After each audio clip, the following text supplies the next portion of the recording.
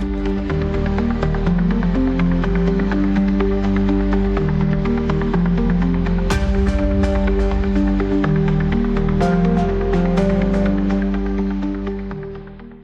everybody, and welcome to this episode of True Crime Time for Monday, December the 30th, 2024. And I'm Woody Overton. I'm Cyndi Overton. Ooh, back in the saddle again. Yes, sir. Christmas is over with. Oh, my gosh. I mean, we talked about it yesterday. It's my favorite time of year, right? You know that. Yep. I was exhausted. Yep. I'm like, not glad that it's over, but that was between all of the work that we were pushing out and doing, and then the hunting and the Christmas prep and all the cooking. Decorations and family and everything else. But we did have a wonderful Christmas, and we hope y'all had a wonderful Christmas and happy birthday, Jesus, or Hanukkah, or whatever you do.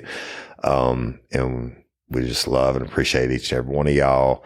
And, you know, Christmas being over, the next chronological step is New Year's. Yes. Eve and then New Year's. Yes. And wow, what a year it's been. It's, yeah. So we probably talk about that more on tomorrow's show. Okay. What a year it's been. What a year it's been. Tomorrow, and we'll go ahead and record the New Year's Eve and New Year's show early. Right. Naturally, nobody's listening anyway on those days. And, we don't even listen on those days, but it'll be kind of a year-end review and tell y'all where we're at and, you know, what you have to look forward to. Right. Patrons, convicts, as always, we thank you so much, for subscribing, and we hope you're enjoying your commercial-free early releases and bonus episodes and all the videos and everything else that's locked up for you. So that being said, let's get down to some true crime time for Monday, December the 30th. Ladies first. Really? Ladies first? Ladies first. I didn't know if you had I don't have any breaking updates. No breaking updates? Yeah. Okay. Let's talk about the ShotSpotter and how it is finding celebratory gunfire spikes. Yeah. And we've been hearing celebratory fireworks across the road from us. I don't know if you've heard them when you've gone outside. Yeah, but no, actually, there's a range pretty close here because we hear gunshots. The gunshots, but there's also some fireworks already booming. I heard day before yesterday. But anyway, Springfield, Massachusetts has topped the nation with the largest reduction in New Year's Eve celebratory gunfire. And it's down 60% from 2013 to 14, according to ShotSpotter.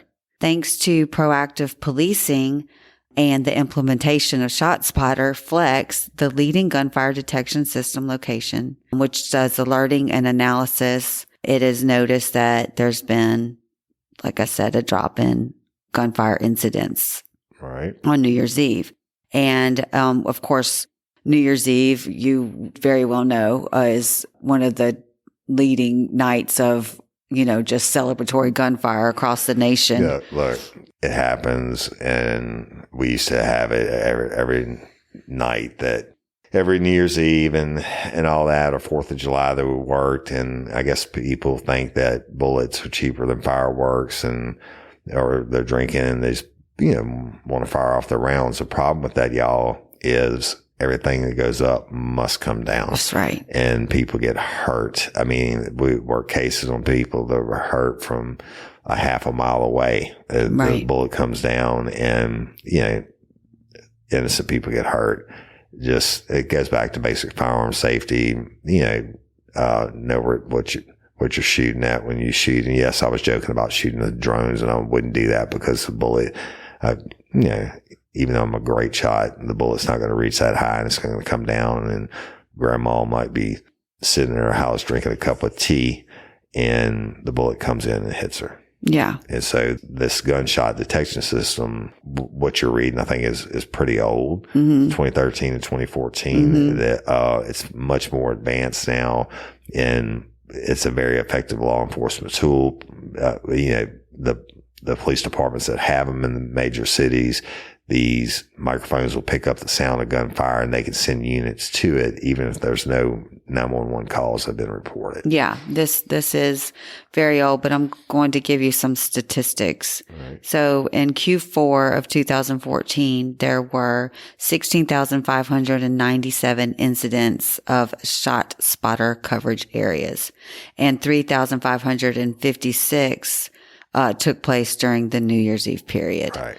So other top cities using ShotSpotter have also had significant reductions, right. Which is Stockton, California, and Miami Gardens, Florida, and Rocky Mountain, North Carolina. How about that? Yeah. So effectively what this is doing is just bringing, I mean, this was many, many years ago, but it's showing how just the using of this one little system is helping reduce it. So I can imagine the reduction, now. It is a deterrent because the people know in those neighborhoods that have it, if you fire your gun, the cops are coming. Right.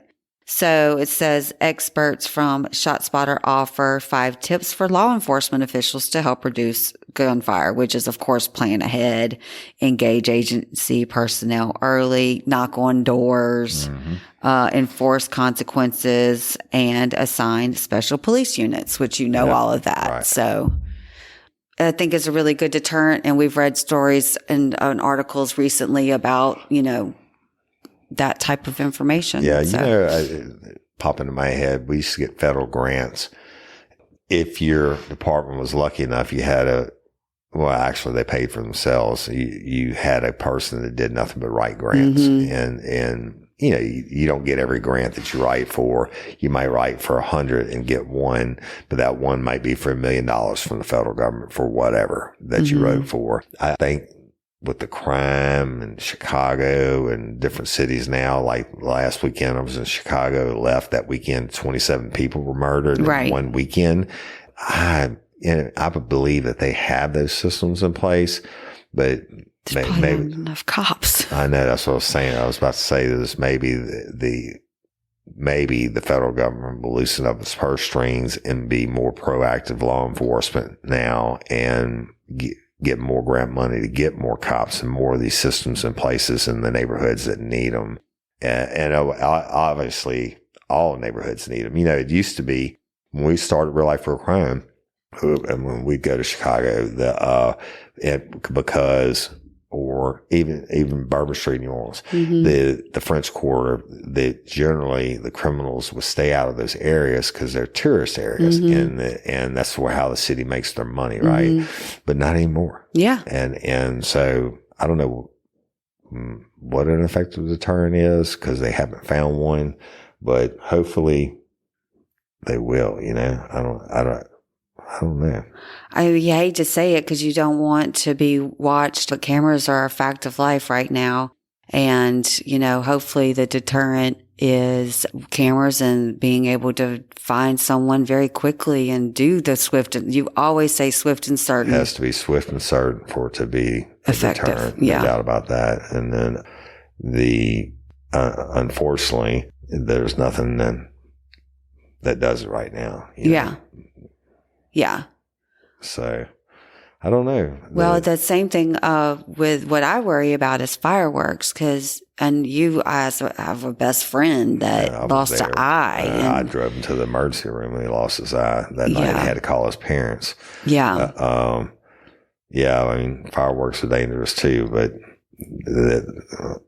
I don't know. It is what it is. Yeah. So I said I didn't have any breaking news updates, but I hadn't even thought about doing this. I was just looking at the news because I always tell y'all that the holidays are times when the blood hits the ground, right? I mean, it just absolutely happens. And let me read you about something. This just came out 4 hours ago. So there was a Christmas family dispute, and it led to 3 people being shot and 1 stabbed at the Phoenix Sky Harbor Airport. Oh, hold on.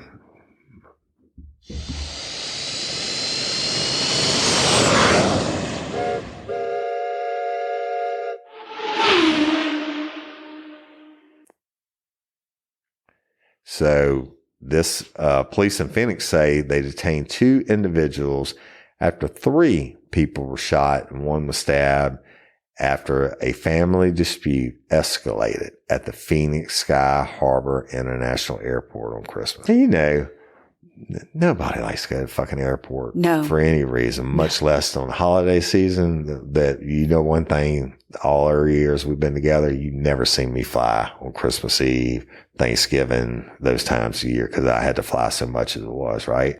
But officers received an alert about the incident, which took place outside a restaurant in Terminal 4 around 9:45 p.m. in, according to the Phoenix Police Department.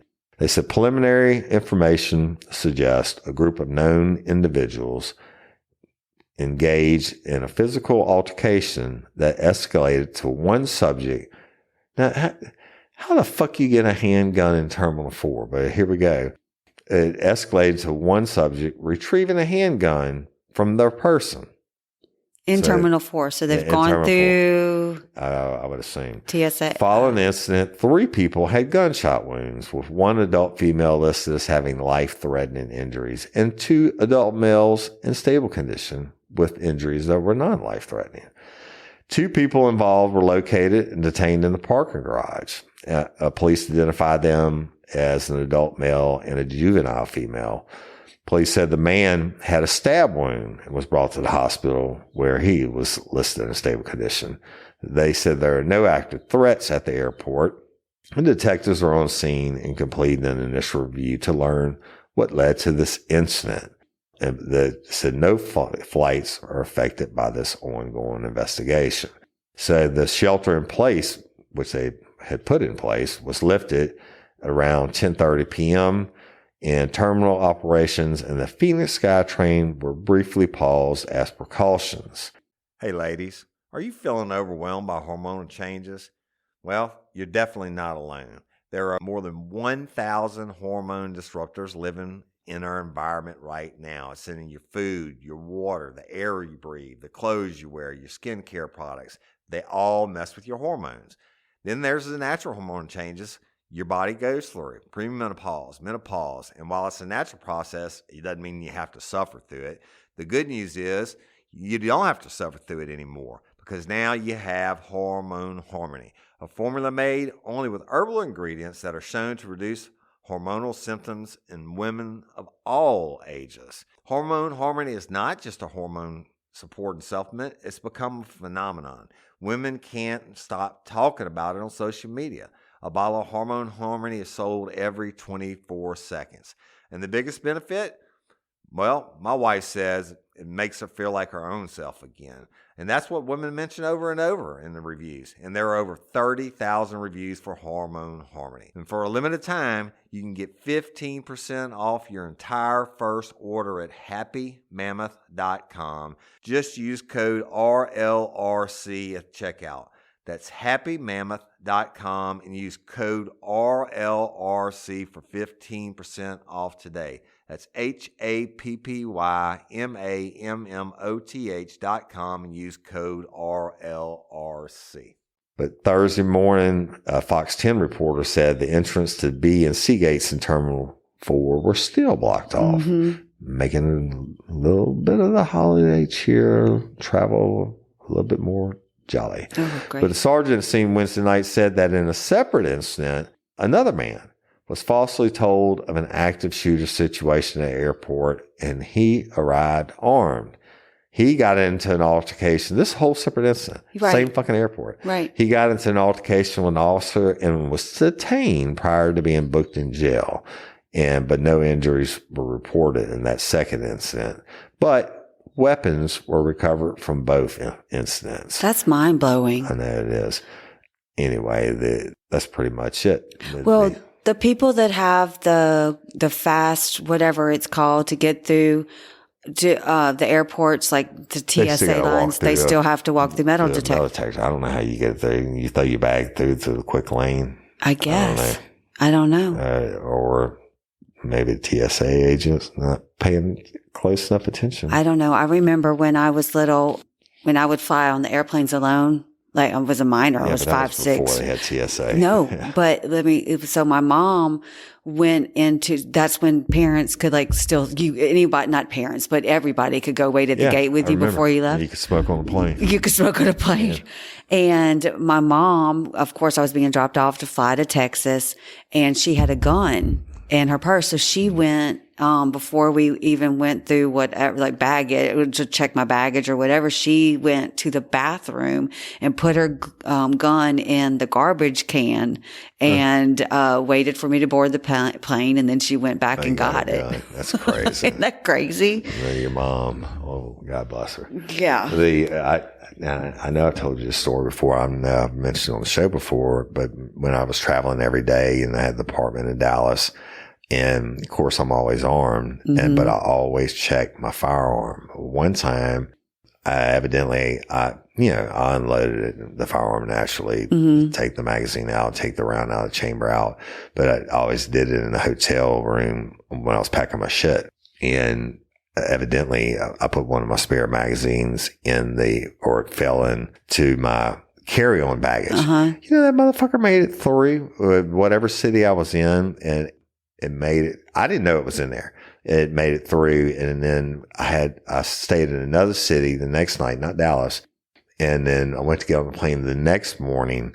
And so I didn't even take my weapon out of my things. I didn't leave the hotel room. And went to get on the plane the next morning, and they got me for it. Yeah. The TSA, they pulled me to the side. I had a fully loaded magazine. Yeah. It's not called a clip, people. It's a magazine. And they were like, you want to get back out of line and go check this, And I'm like, fuck no, you can have it. I'm embarrassed that it was in there. Well, yeah, but the people missed it at the other one. They did. And then this is completely not, but I'll just never forget when you got off the airplane and you were looking for your keys. Oh my God. And then recently, what a shit show that was. And recently you got off of an airplane when we flew to. You got to go back and tell that story. Anybody could be looking for the keys. I always kept my keys in my luggage. Yeah. And in my check-on luggage. And I got back to New Orleans, and the car was parked. The company paid for it. I didn't pay for it. The car had been parked there for like 2 weeks. Yeah. And I couldn't buy my keys. Yeah. So what happened was I never looked for them on the whole trip. They got them out of my bag when I first checked my bag. And they use the keys, and they'll walk around the parking garages or ride around and they click the little button to see, when the lights turn on, either they'll steal your car or they'll just get in there and steal anything that's in there. So that did happen. Well, and then recently, but the shit show was I was tired. I wanted to go home, and then I didn't have a spare set of keys. I don't think we had a spare set of keys. No, we didn't. I think I was, and I had to fucking call a tow truck and get somebody to come get me. It was a shit show. Was that the time you had to Uber? Because I was at work. I did Uber. I Ubered over an hour and something home. Yeah. Hour and a half home. Yeah. Sure was. So that was stolen at an airport. And then recently on a trip from Atlanta to San Diego, when you went to meet Miss Barbara for the first time. Yep, Haley's mama. We met you at the airport in New Orleans, WLNI, and then from there we flew to San Diego. And then on our way back, you had your medicine taken. Oh, that's right. I sure did. Yeah. Sure, my sleeping crimes medicine. in airports. Oh, yes. Hey, you don't think that they're not digging through your check-on luggage. Yeah. They do it. So yeah, damn sure did. And fucking thief. There's your.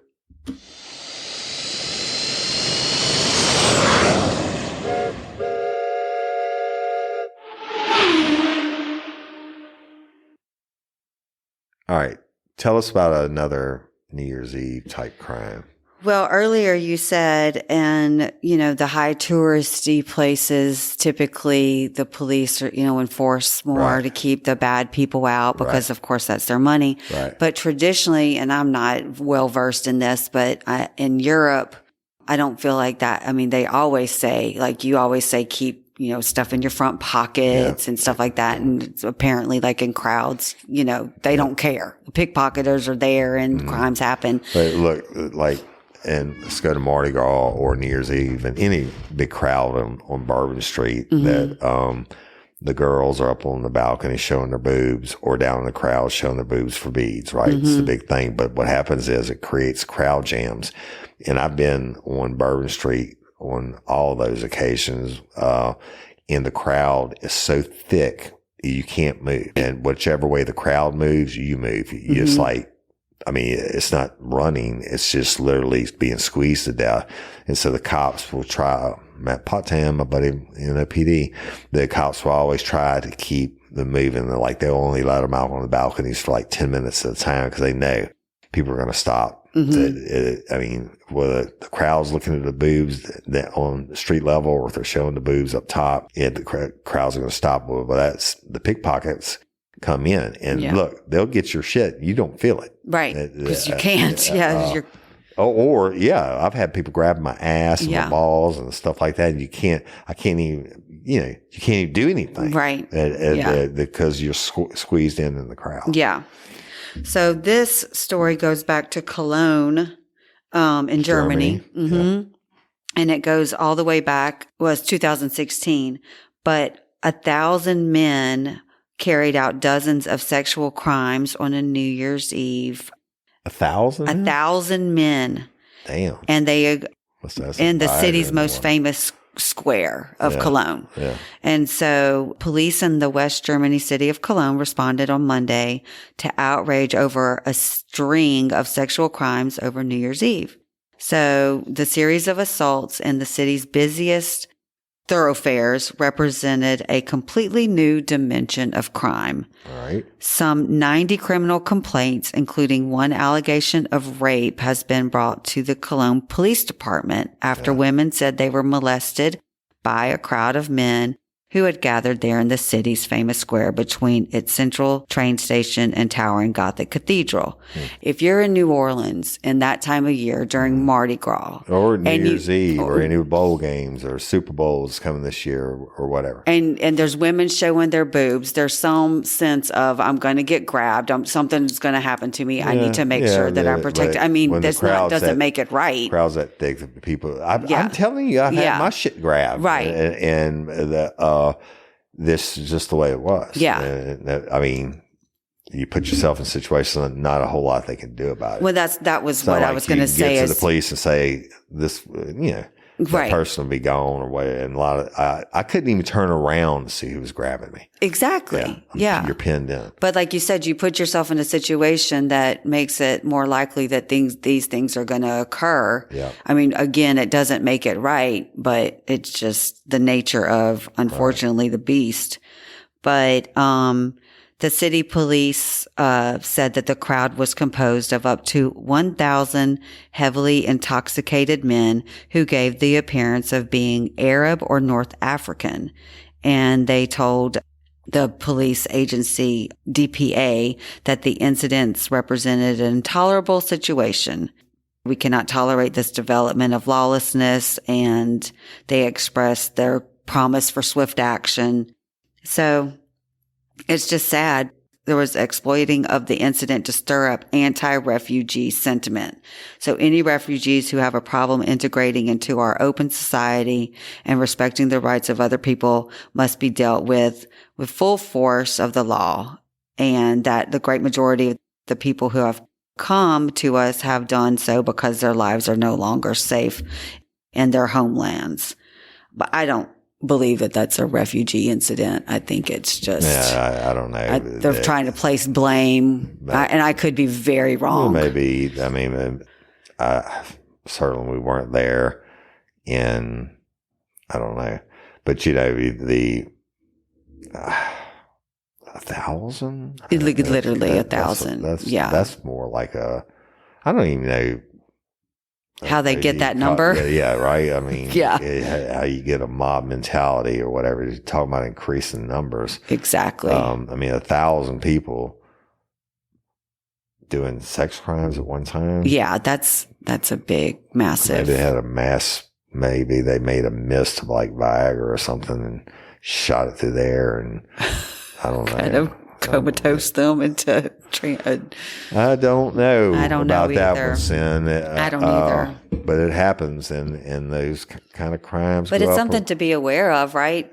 You have to be aware of your crowd and where you're going. And Look. I'm gonna tell you this. I was the first motherfucker to be on Bourbon Street in the French Quarter forever. You know that. Been to Times Square. Been to all these places. But when I was younger. Yes. I ain't going now. That's right. That doesn't mean our kids aren't going. But I'm not going now. But let me shed a little love and cheer. It's not quite a holiday thing, but it's time for Family Matters. Let me take you out to Ohio, okay? Being a mom is pretty difficult. Yeah. Right? Yeah. And raising young babies and all that stuff, right? And especially when you're 20 years old. Well, it makes it a little more difficult when you're facing charges of child endangerment and domestic violence. So I'm going to tell you about Chloe Workman. She's 20 years old and she's facing those charges. And she's an Ohio mom. And she's got those charges for abusing her baby by spitting at her and pouring dish soap down her mouth. How old is this baby? So the baby, according to the story is according to the Hamilton County Court records, where Chloe got charged, but Workman was seen in a video spitting on her baby's face and pouring a dish soap in the infant's mouth. And this according to court documents. The child's uncle claimed on a GoFundMe campaign that the video was sent to the infant's father, who is now seeking donations to help him hire an attorney to gain custody of the child.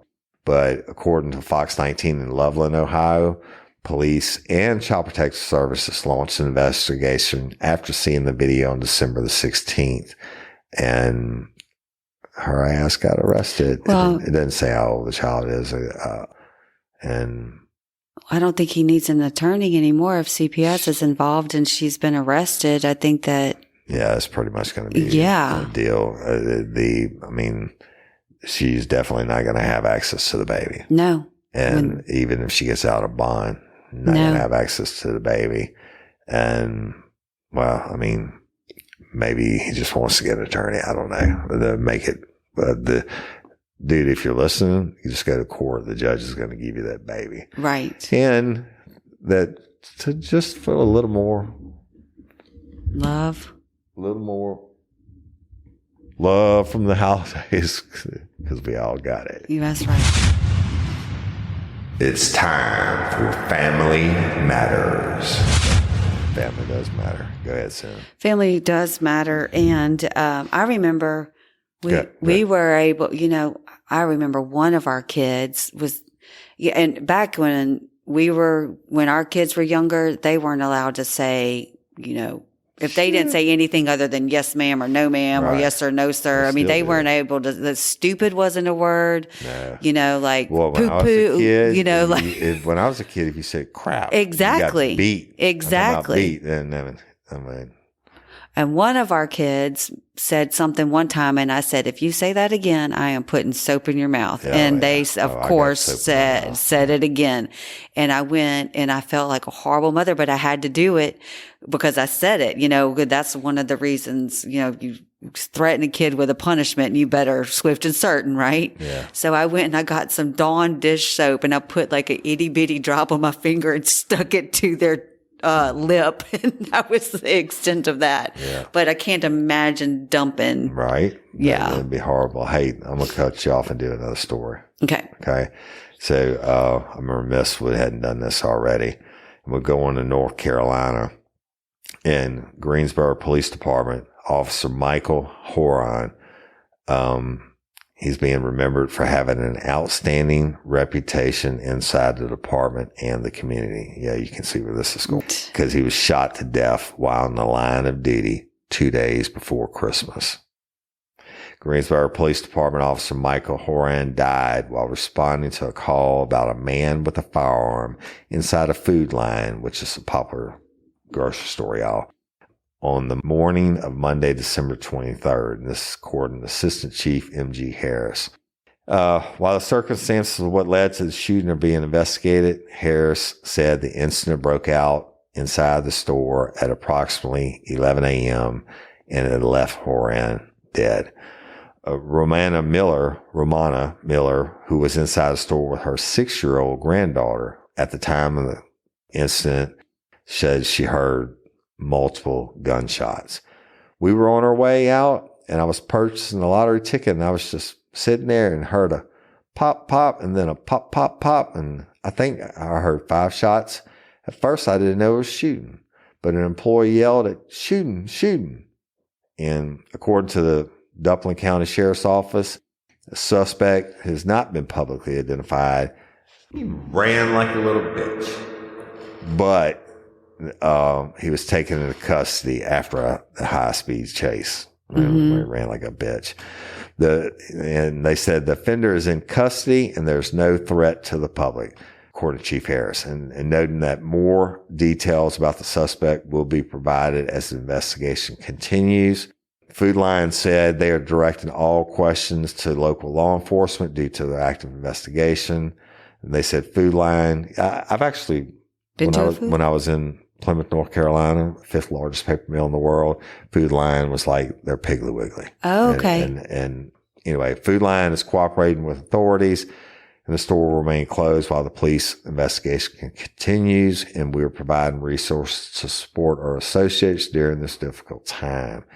So North Carolina Governor Roy Cooper said on X that he has sent significant state law enforcement personnel who are helping with the response. In Greensboro, City Manager Trey Davis said at the press conference, "I wish I was here addressing you under different circumstances. And to put it simply, we're heartbroken. I want to express my love and my support for the Greensboro family." He said he remembered Horan as a husband, a father, a son, a friend, and much more to his family, with an outstanding reputation inside the department and community. And Horan was hired to start the 103 PBIC Academy in September 2017, and he became a sworn officer in early 2018. And he served on the Patrol Bureau, on District 4, on Squad A, and was recognized for his leadership throughout his career. Oh, man. So a fundraiser for his family states that Horan also served in the U.S. Coast Guard since January 2000, working as a law enforcement officer, tactical fast boat instructor, and search and rescue operator. Before that, he served as a lieutenant, lifeguard, and instructor at the Beach Haven Beach Patrol, Beach Haven, New Jersey, from 1995 to 2017. He was no rookie. No. And in 2019, he received a life-saving award for rescuing a father and a son from rip currents while on vacation with his family in the Emerald Isle. So he was doing it even when he was off. Of course, it doesn't leave you. I mean, you do your thing, And now this family is without Officer Horan, and rest in peace, brother. And the community is without. Does North Carolina have the death penalty? Here's what I found. Let's see, y'all. I need to know this. North Carolina, Yeah, they got it. So I would expect, y'all, that if you kill a cop, you will get the ultimate punishment. And that's the way it should be. As they should. And it took, a really good cop. Yeah, I've got mad respect for the Coast Guard like that. Oh, man, these dudes. Yeah, I go back and I say, if I wasn't in the Army, I would have joined the Marines. I just didn't know any better. But I would have liked to have been a rescue swimmer. Those dudes are real fucking heroes. Yeah, and you could have, because you're such a strong swimmer. You ever watch that movie with Kevin Costner and Ashton Kutcher. I was going to ask you which one that was, because I'm going to watch that again. Yeah. They actually trained with them up there in Alaska and stuff, and had to do that. But I watched The Deadliest Catch and all that, and when those people get seriously injured on boats out in the Bering Sea, they have to go out there and lower down. It's crazy. It is crazy what they get into. Heroes, but you have a brother that saved someone in a riptide too. He used to be a lifeguard. Yeah. He actually saved several people, but so tune in tomorrow for our New Year's Eve, our inaugural New Year's Eve show for true. Not our first annual. True crime time for not Thirsty Tuesday, Taco Tuesday. Taco Tuesday. So how about just New Year's Eve? How many days has it been since you had tacos? Like 2? Yeah. At least 2. At least 2. Y'all, he made a huge turkey yesterday, and there is not one piece, not one bit. Sophie was nibbling on a wing, like on the wing last night. Have you put the video up yet for that? Yeah. On TikTok? Yeah. Okay, so I take the bird and I go to our TikTok, Real Life, Real Crime. It's on there. Exactly what I did, what I injected with my secret sauce. I mixed some stuff and how I prepare it and how I smoke it and what it looks like when it's cut. There's also the eggnog TikTok that has gotten a lot of people have actually sent me messages about that eggnog TikTok. So I made one when I made my yearly eggnog with a little Angel's Envy Select. Yeah, that's some strong stuff. It's 100 proof. Yeah. Yeah. And might go have a shot of it before. Yeah. I only had two cups, but the eggnog's only 2 cups. He had the big 32-ounce Yeti. I didn't drink all the eggnog. Oh my gosh. I was getting ready and training for tomorrow night for New Year's Eve. And so anyway. I have to say a really quick story, because somebody made a comment, as they always do when we post pictures of WL. Yeah. He is a happy boy. He really is. Yesterday. But the camera comes out, he puts that stoic face on. He's going to make a hell of an investigator one day. Yeah, we were eating lunch yesterday, and we asked him one question. He was laughing so hard. Tears were coming out of his eyes. Yeah. He is a funny sense of humor. We did. At this point, it's just really we posted WL marches to the beat of his own drum, just like I did when I was a kid. And so we did post some Christmas. Not everybody was here, but we posted some Christmas pictures, and yes, that's on all social media. But the TikTok video and I used to fry all my turkeys. But we had one left over one year, and because it takes so long to fry them, and we put it on the pit on the smoker, still injected and rubbed down, and that some bitch came off. Like the one that I did, your shit got eaten too, but that bird I took off the other day, it literally, and that wasn't that many people here.